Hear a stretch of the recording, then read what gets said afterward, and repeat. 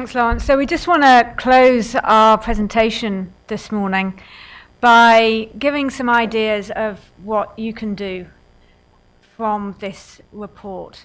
I would encourage you all, if you don't read anything else in the report, to turn to page 120, where we have our calls to action and a list of recommended actions, which we tried really hard to make as smart as possible. If we're calling on others to be smart, we wanted to be as smart as we possibly could. I'm not going to run through all of those.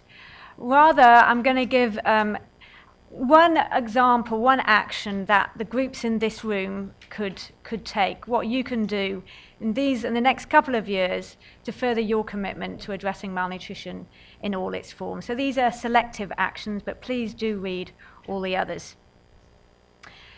I know we have some people from the embassies here, from countries.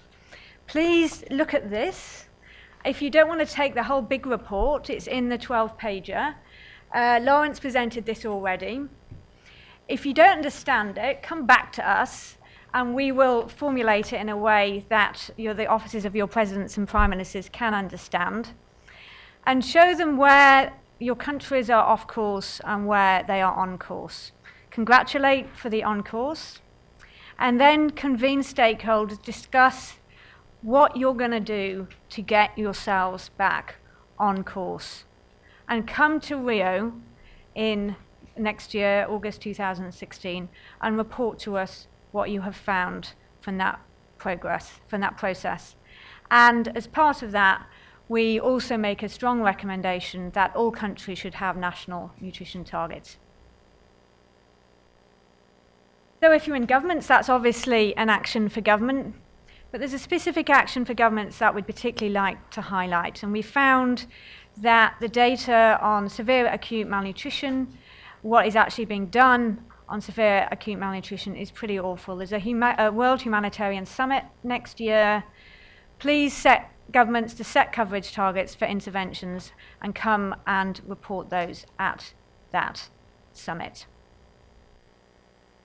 If you are a UN agency, I'm not sure there are many in this room, but if there are any UN agencies, Lawrence has already covered this point.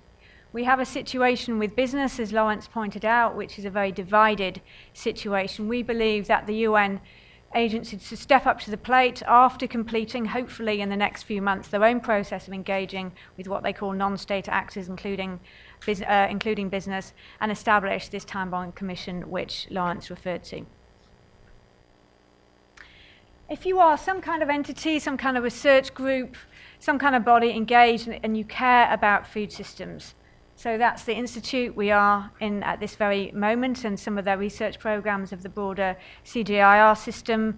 Some of you may be familiar with the EAT initiative, there's IFPRI Food, there's a global panel on agriculture, food systems and nutrition. The kind of food system space is growing and there's more and more international interest in this area. So we call on you to develop these indicators and metrics that we have made a start with in the Global Nutrition Report by the end of 2016. Civil society, well, I have to say there's a ton of recommended actions for civil society in this report. If you're in civil society in this room, please go and read those. But we just want to highlight one. Those of you who work on the climate change side of things, start thinking about nutrition more and vice versa. And we believe that civil society is a good place for these alliances and allegiances to start to form. There are some important moments, the UN Conference on Climate Change in Paris coming up this year and in Marrakesh next year. So that's a moment and a reason to get together and start to talk about how we can help each other much more. Researchers, I suspect there are lots of researchers in this room. Again, lots of actions for you in the report. But one research gap which we found particularly troubling concerns the commitment of the report to malnutrition in all its forms. And yet we know that these communities remain divided.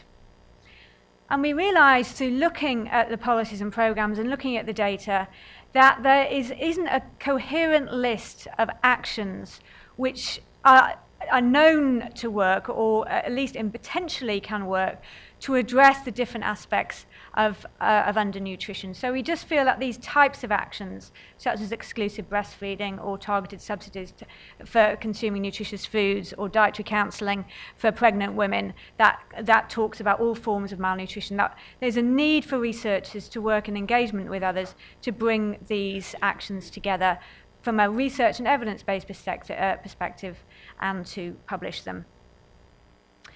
So with that, I'm sorry if I missed any particular group for action, but as I said, do go and look in the report, and I'd like to thank you. Thank you.